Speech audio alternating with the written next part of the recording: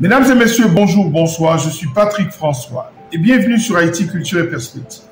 Avec le succès économique de Saint-Domingue, la colonie la plus lucrative, la France va renforcer tous les pouvoirs sur l'île afin, bien entendu, de garder Saint-Domingue sous contrôle.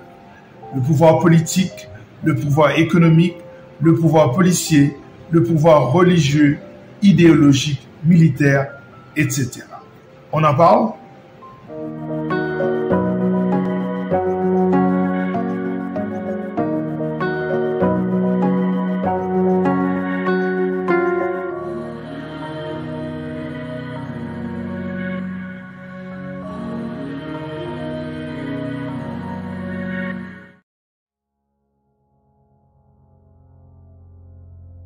L'étonnant succès de la colonie de Saint-Domingue va pousser la France à prendre des mesures drastiques pour renforcer tous ses pouvoirs sur cette portion d'île.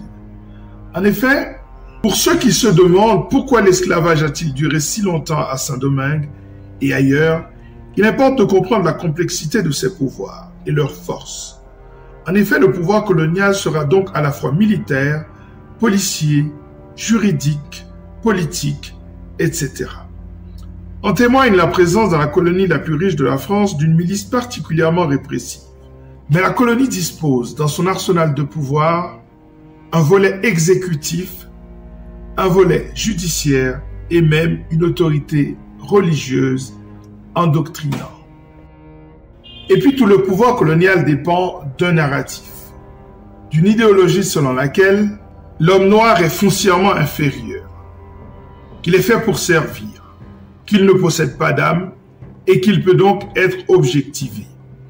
Cette dimension psychologique de privation de la qualité humaine de l'homme noir est la plus ancrée.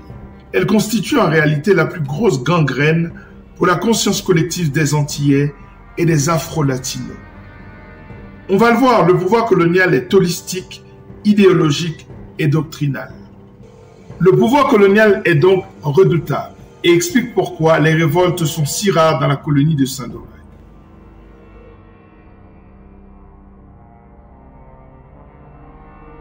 La révolution de la canne à sucre, dont on a parlé dans les émissions précédentes, est si puissante qu'elle va, entre autres, influencer le rapport de force militaire dans la région. En effet, les retombées économiques de celle-ci vont faire réagir l'Empire français, qui pour contrer les ambitions des autres grandes puissances coloniales, surtout l'Espagne et la Grande-Bretagne, va renforcer sa présence militaire à Saint-Domingue. Il y aura donc à Saint-Domingue une troupe permanente de 3000 hommes lourdement armés. Nous sommes loin du temps où les intérêts français étaient assurés par un groupe de flibustiers indisciplinés. Nous sommes désormais devant un système hermétique. Quand le président Chirac disait que Saint-Domingue n'avait pas été à proprement parler une colonie française, c'est non seulement un parjure historique, mais c'est aussi une absurdité factuelle. En effet, à partir de la deuxième moitié du XVIIIe siècle, tous les efforts de la France seront de réussir à Saint-Domingue, et de cette réussite dépendra l'avenir du paradigme colonial. Le gouverneur général représente l'autorité militaire coloniale. Il est le plus grand chef de la colonie.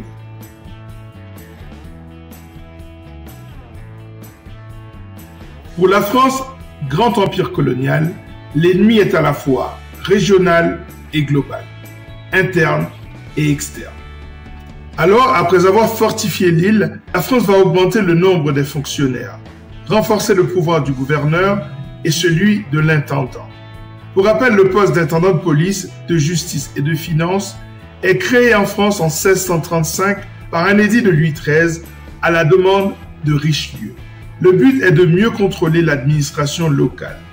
Et pour marquer l'importance de Saint-Domingue pour la France, les intendants vont être créés en 1709 dans la colonie. Et leur siège sera au Cap. Parmi les intendants, on peut citer le cruel Jean-Baptiste Dubois-Duclos, Alexandre Jacques de Bongard, Jean-François Vincent de Montarcher, Jean-Baptiste Guimet de Vèvres, Joseph Alexandre le Brasseur, Alexandre Jacques de Bongard, François Barbé Marbois ou encore Vincent René de Proisy. Ainsi, la France va créer une nouvelle institution répressive. Ainsi, pour mater toute velléité de révolte interne, la France va créer une milice redoutable. En effet, la maréchaussée coloniale est une milice répressive qui va tenter de procéder à une forme de coercition qui se voudrait légale. En 1720, la maréchaussée est placée sous l'autorité administrative de la gendarmerie de France, corps de la cavalerie lourde assimilée à la maison militaire du roi. En 1791, elle devient la gendarmerie. Dans un premier temps, la maréchaussée est composée de mulâtres, lesquels sont obligés d'y servir pendant une période de 3 ans. Mais devant l'accroissement de leurs forces, cette appartenance leur sera supprimée. L'autorité civile est occupée par l'intendant qui dispose d'un pouvoir sans borne, allant à l'encontre des intérêts des colons, souvent soumis à sa puissance. Pour mieux cadrer le territoire, il y aura dans les 52 paroisses 3 compagnies de milices. La première est composée de blancs, la deuxième de mulâtres libres et la troisième d'affranchis libres.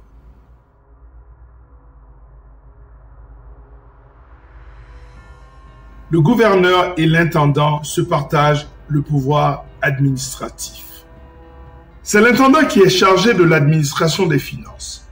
Parmi les gouverneurs de Saint-Domingue de la fin du XVIIIe siècle, on peut noter César-Henri, comte de Lucerne, Alexandre de Vincent de Massade, Marie-Charles, marquis de Chillot, ou encore Louis-Antoine Thomasin, comte de Peigny. Une assemblée est composée pour permettre de débattre des intérêts généraux de la colonie.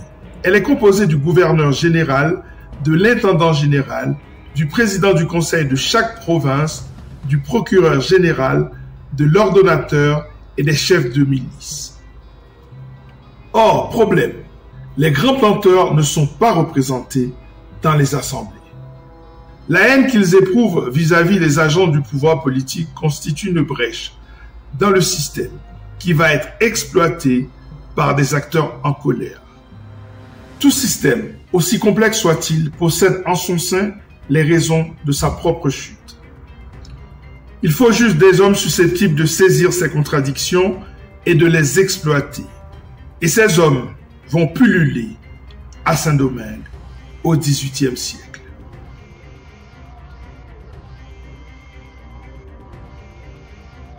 Le Code noir, ou l'édit de 1685, sera comme une constitution coloniale, régissant la marge de manœuvre des esclaves.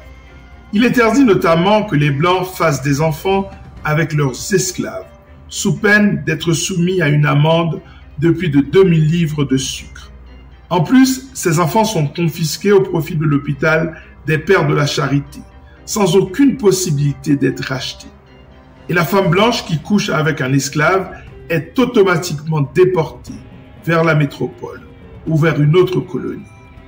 Pour pouvoir contrôler la colonie, la France la divise en 3 grandes provinces. Celle du nord, dont le chef-lieu est le Cap, celle du sud, avec pour chef-lieu les Cayes, et celle de l'ouest, qui a pour chef-lieu Port-au-Prince.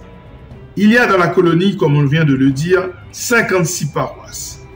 Chaque province est dotée d'un président qui siège à l'Assemblée, d'un lieutenant-gouverneur et de tribunaux civils et militaires. Ces tribunaux donnent des jugements soumis aux 2 conseils supérieurs établis à Port-au-Prince et au Cap, un comité formé de 7 membres qui procède aux appels des jugements rendus. Il existe alors à Saint-Domingue 2 recours suprêmes vis-à-vis des jugements définitifs, la grâce du gouverneur et la grâce royale.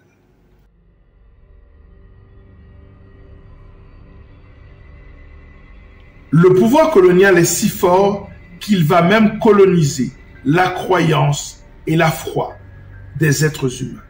En effet, il y a également dans la colonie de Saint-Domingue une autorité religieuse.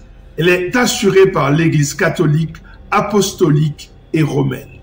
Celle-ci prêchant l'obéissance aux esclaves sans contestation des horreurs du système.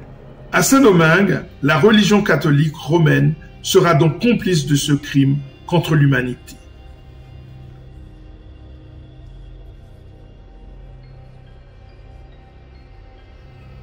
Le narratif colonial qui consiste à placer les Noirs dans l'infériorité par rapport aux autres catégories humaines est fondamental pour s'assurer de l'obéissance de ceux-ci.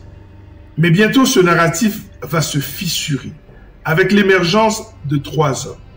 Macandal vers 1750-1758, Boukman Djouti vers 1791 et Toussaint Louverture à la fin du XVIIIe et au début du XIXe siècle. Abonnez-vous à cette chaîne afin de continuer ce voyage fascinant dans l'histoire unique d'Haïti, la première république noire de l'humanité. Prenez soin de vous, à très bientôt, ciao.